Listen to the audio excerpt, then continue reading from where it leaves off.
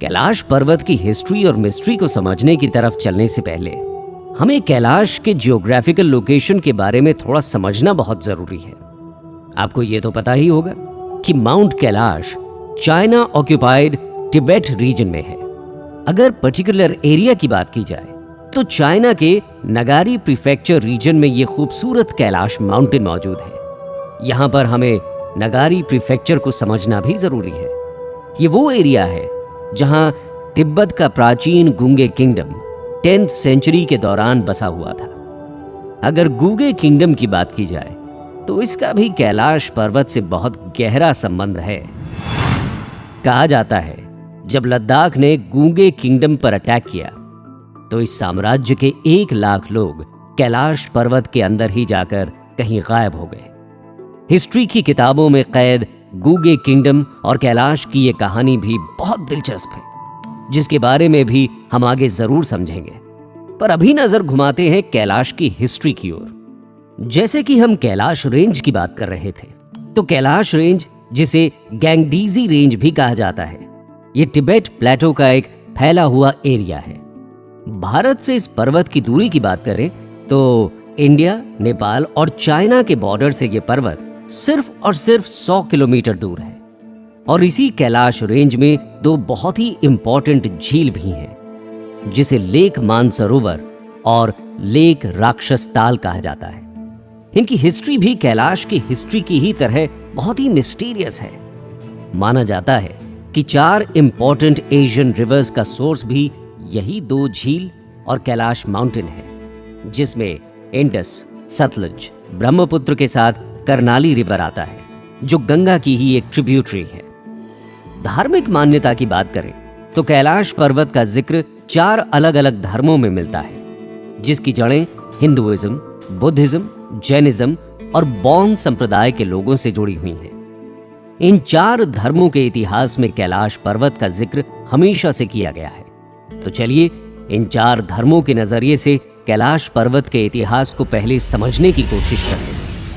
अगर कैलाश पर्वत के नाम को समझने की कोशिश करें तो कैलाश शब्द संस्कृत का एक शब्द है, जिसका मतलब क्रिस्टल होता है। तिब्बत इंग्लिश डिक्शनरी की तरफ नजर घुमाएं तो भी कैलाश शब्द का मतलब क्रिस्टल है, और इसका ओरिजिन संस्कृत से ही बताया गया है। तिब्बती लोग कैलाश माउंटेन को गैंग रिनपोशे भी कहते हैं, जो कि एक चाइनीज शब्द है।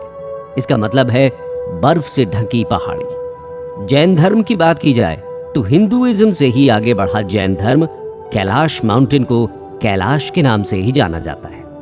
अब बात कर लेते हैं बौद्ध टेक्स्ट की। बौद्ध रिलीजन में कैलाश माउंटेन को स्वास्तिक पर्वत के नाम से भी जाना जाता है। कैलाश रेंज के आसपास रहने वाले लोकल लोग इस पर्वत को टाइस माउंटेन भी कहते हैं। कैलाश के बारे में बेसिक जानकारियां तो आपने जान ली। अब चलिए इसके इतिहास को अलग अलग धर्म के हिसाब से समझने की कोशिश करते हैं। चलिए फिर बात करते हैं हिंदुइज्म की। हिंदुओं के सबसे पुराने वैदिक टेक्स्ट ऋग्वेद में भी हिमालयन रेंज की बात की गई है, जिसमें हिमालयन रेंज के अंदर कई पहाड़ों का जिक्र है, जिसमें से एक कैलाश भी है। वैदिक काल में शिव को रुद्र कहकर बुलाया जाता था। यजुर्वेद में भी रुद्र का जिक्र मिलता है, और उनके निवास के रूप में कैलाश पर्वत का नाम वेदों में भी दर्ज है। त्रेता युग की बात करें तो रामायण काल में रामायण के उत्तरकांड में कैलाश पर्वत को लेकर एक कहानी मिलती है, जिसमें बताया गया है कि एक बार रावण चाहता था कि भगवान शिव उसके साथ उसकी लंका में जाकर रहने लगे। उसने भगवान शिव को कैलाश में जाकर बहुत मनाने की कोशिश की, पर जब शिव नहीं माने तो रावण ने कैलाश पर्वत को जड़ से उखाड़कर लंका ले जाने के बारे में सोचा, और कैलाश को जैसे ही वो उखाड़ने लगा, भगवान शिव ने अपना अंगूठा कैलाश पर्वत पर हल्के से दबाया, और रावण की उंगलियां कैलाश के नीचे दब कर रह गई। यही वो समय था जब रावण ने शिव की भक्ति और अपने दर्द के साथ शिव तांडव स्तोत्र की रचना की, जो आज महादेव के सबसे बड़े स्तोत्र के रूप में इंटरनेट में छाया हुआ है, जिसे सुनते ही शिव की एक अलग ही छवि, शिव की भक्ति और शक्ति का एहसास हर किसी के दिमाग में घूमने लगता है। इसके बाद महाभारत काल में पांडवों की कहानी में भी कैलाश पर्वत का जिक्र मिलता है, जिसमें पांचों पांडव द्रौपदी के साथ स्वर्गलोक जाने के लिए कैलाश पर चढ़ाई करते हैं। ये कहानी बताती है कि कैलाश पर्वत महाभारत काल में स्वर्ग जाने का एक गुप्त मार्ग माना जाता था।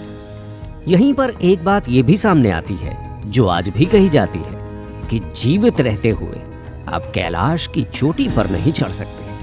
अगर आप कैलाश के ऊपर जाना चाहते हैं तो आपको इसके लिए मरना होगा।